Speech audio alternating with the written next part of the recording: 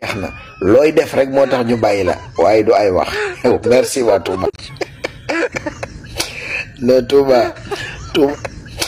no Touba moom ay élection amu fa woon sànni Jamra bu leer naññ boo fa amoon mbàcc mu leeree nii mësta am. xool leen li Cheikh Thioro publié Bassirou Diomaye Faye président Bassirou Diomaye Faye 87% la am Touba 87%. Amadou Wuri Ba am 8%.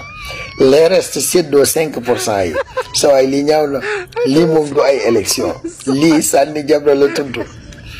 moo tax révolution bi waa Touba waa Bawol d'une manière générale li ñi nga xam ne moom lañ fa moom la ñu joué ci rôle noo rëy na